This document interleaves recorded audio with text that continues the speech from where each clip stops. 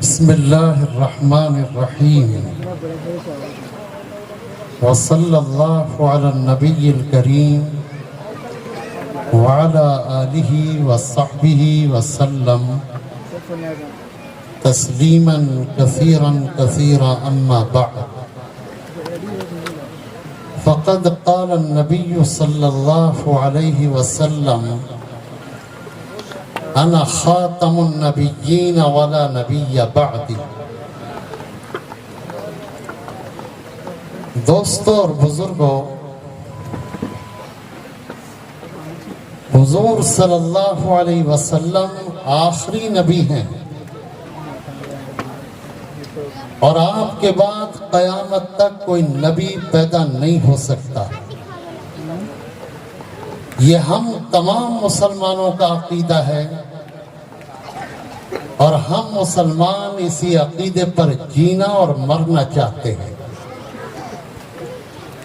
حضور صلی اللہ علیہ وسلم جب آخری نبی ہیں تو آپ صلی اللہ علیہ وسلم کی ایک ذمہ داری یہ تھی کہ نبوت و رسالت کی وضاحت کے ساتھ آپ قیامت تک پیش آنے والے تمام فتنوں کی بھی وضاحت کریں۔ اس لیے جناب رسول اللہ صلی اللہ علیہ وسلم نے قیامت تک پیش آنے والے تمام حالات کی وضاحت فرمائی، تمام فتنوں کی وضاحت فرمائی، اور قیامت تک جتنے لوگ جھوٹا دعویٰ کریں گے حضور صلی اللہ علیہ وسلم نے ان کی بھی نشاندہی فرما دی۔ آپ صلی اللہ علیہ وسلم کی زندگی کو اگر دیکھا جائے تو ہر شخص یہ کہنے پر مجبور ہوگا کہ حضور جب تقریر فرماتے تھے تو آپ کی تقریر اتنی جامع اور اتنی مختصر ہوتی تھی کہ کوئی تقریر 20 منٹ سے زیادہ آپ صلی اللہ علیہ وسلم نے نہیں فرمائی۔ یعنی خطبہ حجۃ الوداع کہ جس کی اہمیت خود حضور صلی اللہ علیہ وسلم نے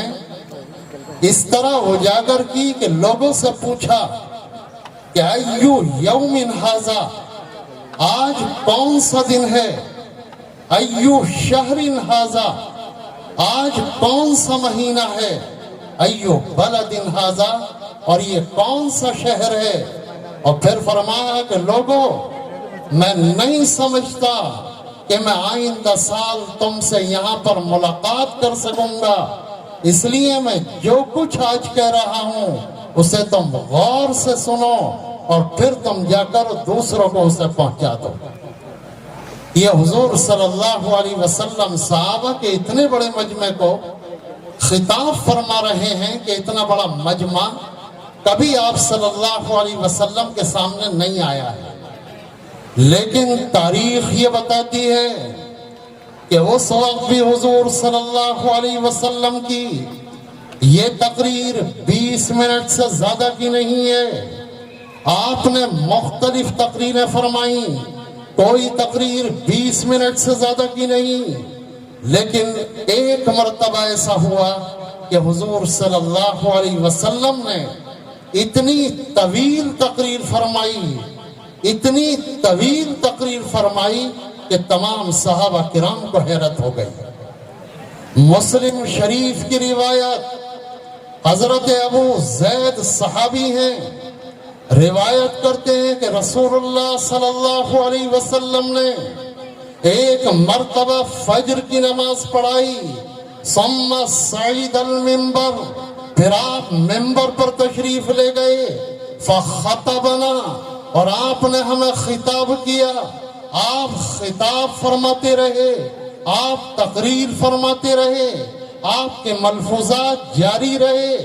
حتی حضرت الظہر، یہاں تک کہ ظہر کی نماز کا وقت ہو گیا۔ پھر کہتے ہیں کہ رسول اللہ صلی اللہ علیہ وسلم نے ظہر کی نماز پڑھائی، اور ظہر کی نماز پڑھانے کے بعد ثم صعید المنبر، پھر آپ ممبر پر تشریف لے گئے،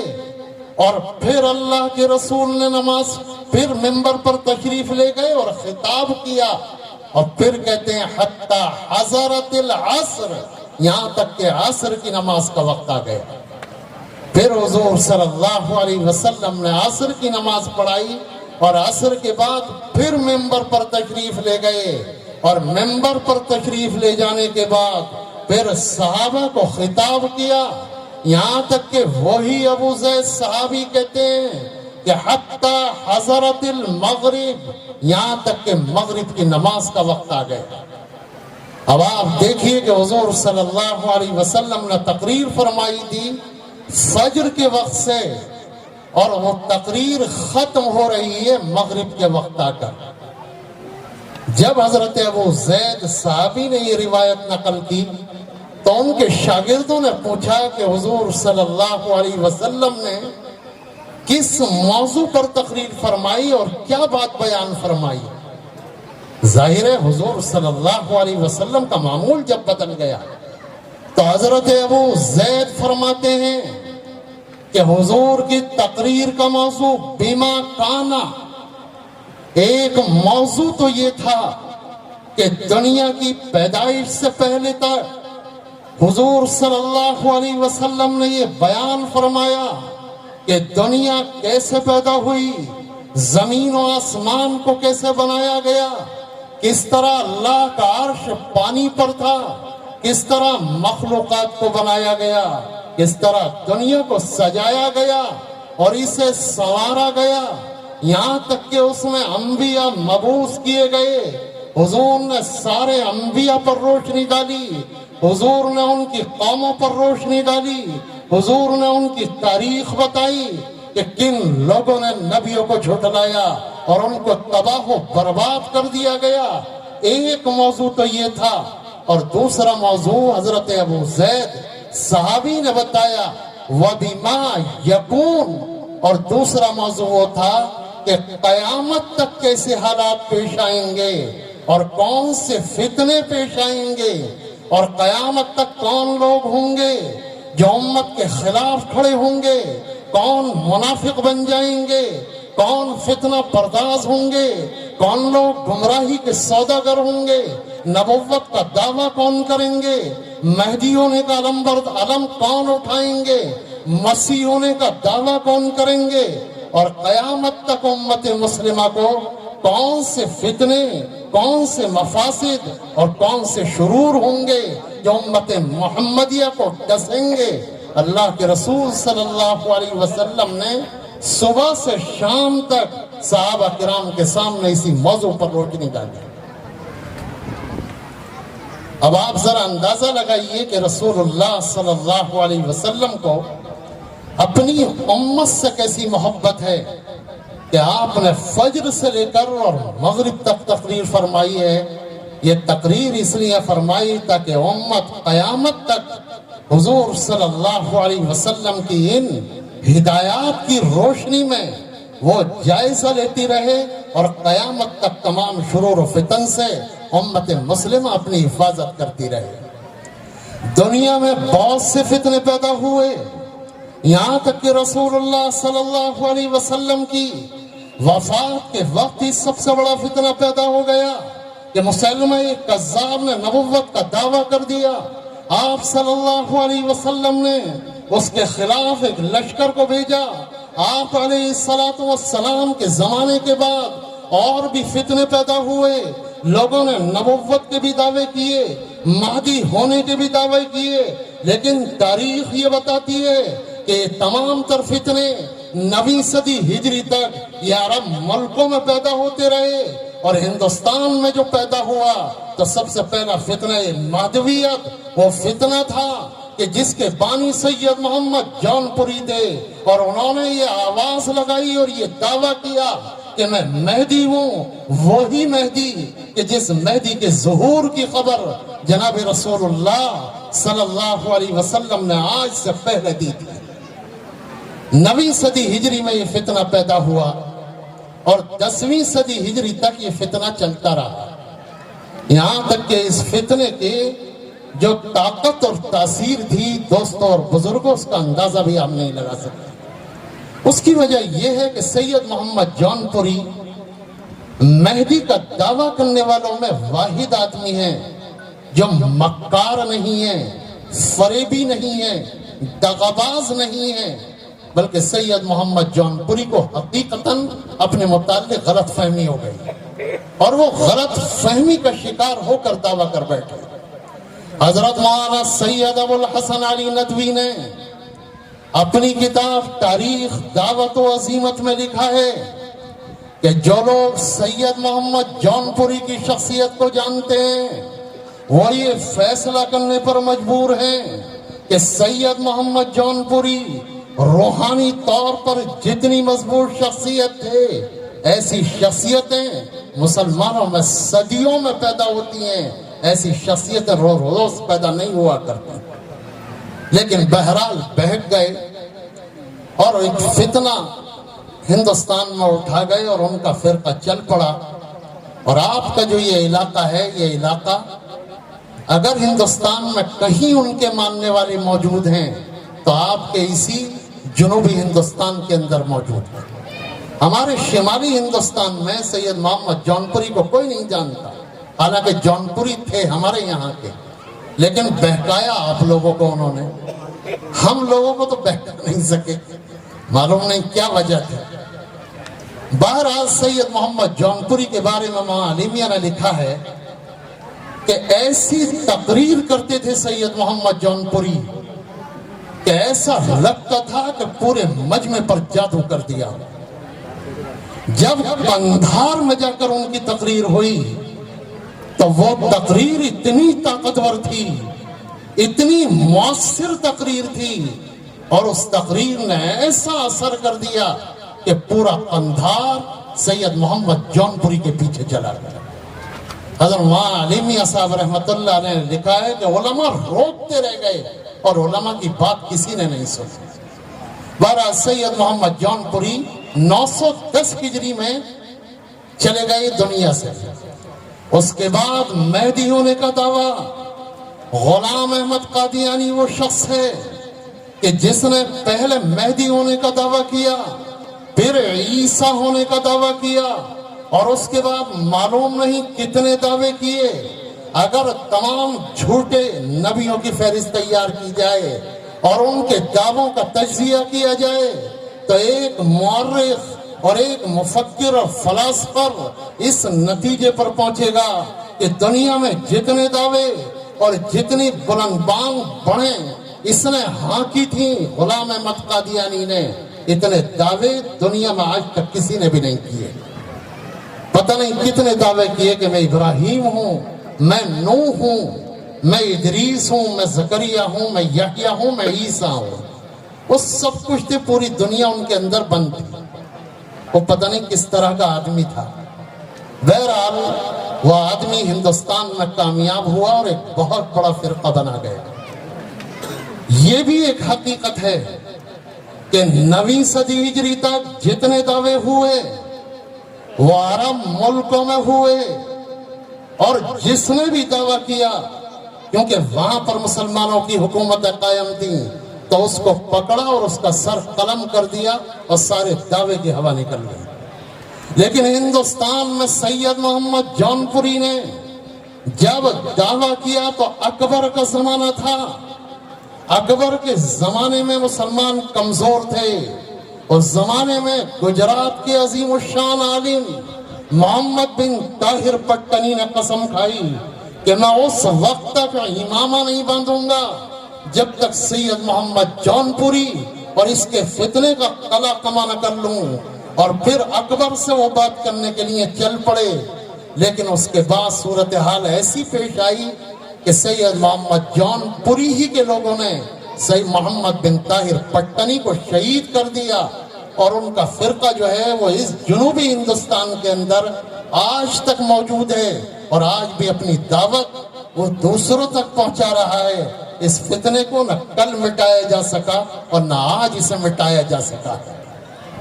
اور یہی حال غلام احمد قادیانی کا ہوا کہ اس کی صورتحال تو بہت مضبوط ہے۔ آپ دیکھیے کہ دلی کی پرگتی میدان میں جب کتابی میلہ لگتا ہے تو دنیا کے سارے ملک جو ہیں وہ اپنی اپنی کتابیں لے کر آتے ہیں، اور ہندوستان سے جتنے مکاتب فکر ہیں وہ بھی اپنا اسٹال لگاتے ہیں۔ مکاتب فکر میں سب سے بڑا اسٹال قادیانیوں کا ہوتا ہے، ان سے بڑا اسٹال کسی کا نہیں ہوتا۔ یہ کیسے ایک رونے کا مقام ہے ہندوستان کے اندر کہ قادیانیت کتنی پنپ رہی ہے۔ بہرحال قادیانیوں کا چھوٹا بھائی شکیل بن حنیف آ گیا۔ شکیل کی صورتحال یہ تھی کہ عجیب و غریب، آپ اس پر ہنسیں گے، کہ شکیل نے پہلے پلان یہ بنایا تھا کہ میں تو مہدی بن جاؤں گا، اور اپنے بڑے بھائی کے لیے طے کیا تھا تم عیسیٰ بن جانا 6-7 سال بعد۔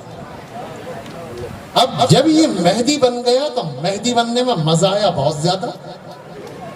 تو اس نے سوچا کہ اگر میرا بڑا بھائی عیسیٰ بن گیا تو اس کی پوسٹ تو بڑی ہوگی مجھ سے، تو ایسا نہ ہو کہ میری اہمیت گھٹ جائے۔ تو اس نے کہا نہیں، عیسیٰ بھی میں ہی بنوں گا، اور اس کے بعد سے پھر مہدی اور عیسیٰ وہ دونوں بن گئے۔ آج کی صورتحال یہ ہے دوستوں اور بزرگوں کہ شکیل کا فتنہ کتنا پھیل چکا ہے،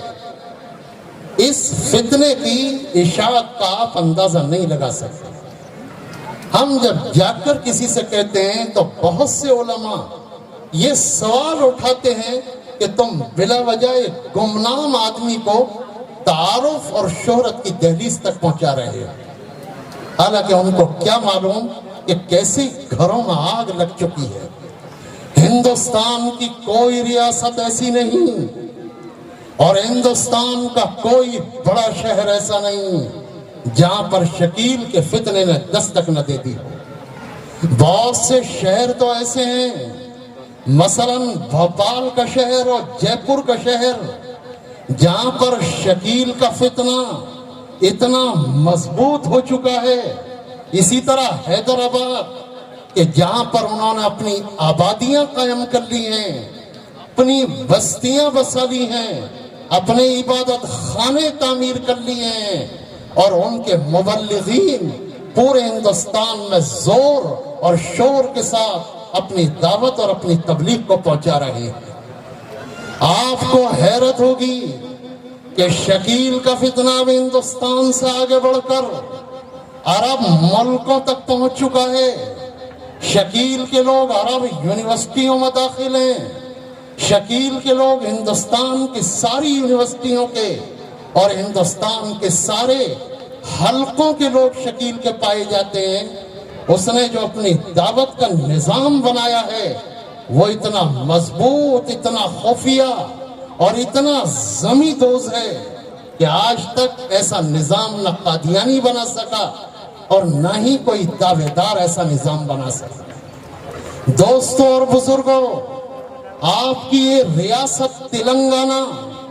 یہ خصوصی طور پر شکیل کا شکار ہو چکی ہے۔ آپ حیدرآباد میں جا کر دیکھیے کہ حیدرآباد میں شکیل کے ماننے والوں کی تعداد اب سینکڑوں میں نہیں بلکہ ہزاروں تک پہنچ چکی ہے۔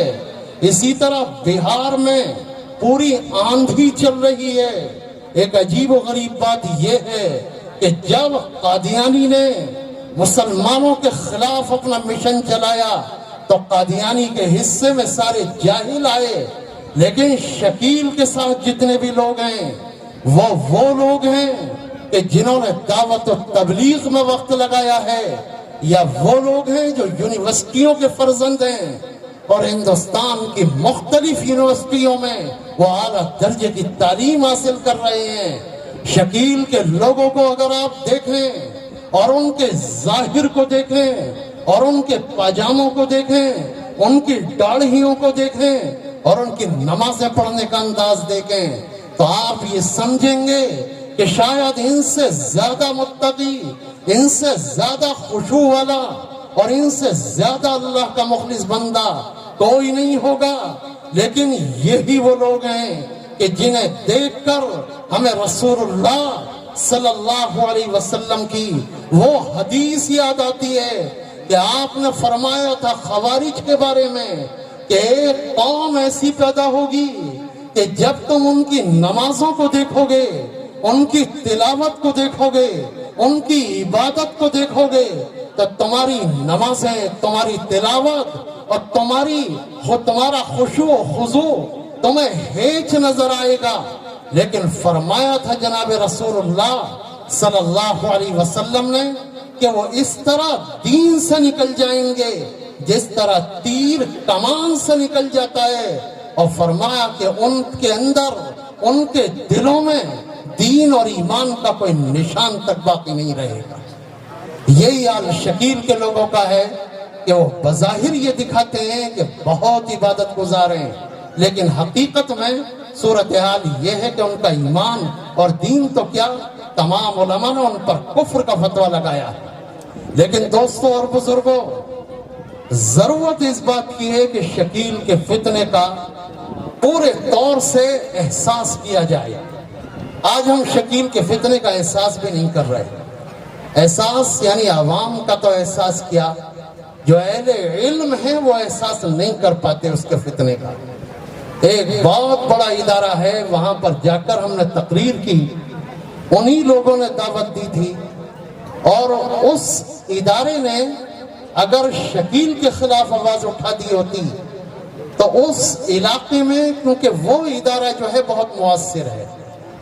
آپ کوئی دارالعلوم دیوبند کو یا ندوے کو نہ سمجھیں، ایک دوسرے طریقے کا ادارہ ہے وہ، جس کا میں نام نہیں لے سکتا۔ تو وہاں پر جا کر ہم نے تقریر کی، اور بھی میرے ساتھ بہت سارے میرے اصحاب اور رفقا تھے، اور پوری دل سوزی کے ساتھ ان لوگوں کے سامنے صورتحال رکھی کہ اگر آپ کی طرف سے آواز نہیں اٹھائی گئی تو آپ کی پوری ریاست شکیل کا کلمہ پڑھنے کے لیے تیار ہے۔ لیکن دوستوں اور بزرگوں، نہایت ہی افسوس کے ساتھ میں اس حقیقت کا اظہار کر رہا ہوں کہ جب ہماری تقریروں کے بعد اس ادارے کے ذمہ داروں نے تقریریں کی تو ان کی تقریر میں اس فتنے کا احساس یا اس کے تعاقب کا ارادہ تو کیا ہوتا، انہوں نے شکیل کا نام تک لینا بھی گوارا نہیں کیا۔ لوگ اتنے بے حس ہو چکے ہیں کہ حضور صلی اللہ علیہ وسلم کے دین پر ڈاکہ ڈالا جا رہا ہے اور ہمارے دلوں پر اس کا کوئی اثر نہیں ہوتا۔ حضرت ابوبکر صدیق رضی اللہ عنہ نے اس زمانے میں کیا بات کہی تھی کہ اَيُنْقَصُ الدِّينُ وَأَنَا حَيٌّ، کیا یہ ممکن ہے کہ ابو بکر کی رگوں میں خون ہو، ابو بکر زندہ رہے، ابو بکر زمین کے اوپر ہو، ابو بکر لوگوں کے درمیان ہو، اور رسول اللہ صلی اللہ علیہ وسلم کے دین پر لوگ ڈاکہ ڈالیں، لوگ شب خون ماریں، لوگ آپ کے دین پر حملہ کریں؟ ایسا قیامت تک نہیں ہو سکتا۔ ابو بکر اس کی اجازت نہیں دے سکتا۔ حضرت مولانا سید ابو الحسن علی ندوی فرماتے ہیں کہ میرا یہ دل چاہتا ہے کہ ہر مسلمان کو اس کلمے کو یاد کرا دوں اور بتا دوں کہ مسلمانوں، تمہارا جذبہ یہ ہونا چاہیے کہ اگر اللہ کے رسول کے دین پر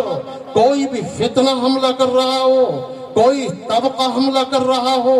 کہیں پر شب خون مارا جا رہا ہو، یا آپ کے دین میں تحریف ہو رہی ہو، یا آپ کے دین پر حملہ کیا جا رہا ہو، یا کوئی شخص نبوت کا دعویٰ کر رہا ہو، یا مہدی ہونے کا دعویٰ کر رہا ہو، تو مولانا علی میاں صاحب فرماتے ہیں کہ میرا دل چاہتا ہے کہ ہر شخص حضرت ابو بکر کی آواز میں آواز ملا کر اسی جذبے کے ساتھ، اسی حمیت کے ساتھ، اسی غیرت کے ساتھ، اسی قوت کے ساتھ یہ کہے کہ جب تک میں زندہ ہوں جناب رسول اللہ صلی اللہ علیہ وسلم کے دین پر میں آنچ نہیں آنے دوں گا، میں قربانی دے دوں گا، لیکن اللہ کے رسول اور حضور صلی اللہ علیہ وسلم کے دین کی میں حفاظت کر کے رہوں گا۔ ایک مسلمان کا یہ جذبہ ہونا چاہیے۔ تو آپ کی ریاست جو ہے وہ بہت زیادہ متاثر ہو رہی ہے، اور آپ تمام حضرات کو اس سے مقابلہ کرنے کی تیاری کرنی چاہیے۔ باقی رہی شکیل کا تعارف کیا ہے، شکیل کی زندگی کیا ہے، اور شکیل نے کس طرح دعویٰ کیا، اور اس کی دعوت کا انداز کیا ہے، کس طرح اس کے مبلغین پورے ہندوستان میں گھومتے ہیں، اس کا قیام کیا ہے، اس کے منصوبے کیا ہیں، اور وہ کس طرح اپنی دعوت کو پورے ہندوستان میں پھیلا رہا ہے۔ یہ طویل موضوع ہے جو اس مختصر وقت میں اس کی وضاحت آپ کے سامنے نہیں کی جا سکتی۔ بس اس وقت تو یہی کہہ کر میں رخصت ہونا چاہتا ہوں کہ ہم سب دین کی غیرت کی چنگاری کو اپنے دلوں میں بھڑکا لیں۔ ہم سب کے دلوں میں دین کا درد پیدا ہونا چاہیے، یعنی ایک آگ سی لگ جائے اگر دین کو کوئی نقصان پہنچتا ہو۔ اللہ تبارک و تعالی اسی حمیت پر، اسی غیرت پر ہمیں جینے اور اسی پر مرنے کی توفیق دے، اور کل قیامت میں ہمارا شمار اور ہمارا حشر بھی امت کے ان جیالوں میں فرما دے کہ جنہوں نے دین کی حفاظت کرتے ہوئے اپنی رگ رگ کا لہو نچوڑ دیا اور اپنے جسم کے خون کے قطرے کو نچھاور کر دیا۔ اللہ تبارک و تعالی ہمارا شمار بھی ان میں کر دے۔ وآخر دعوانا ان الحمدللہ رب العالمین۔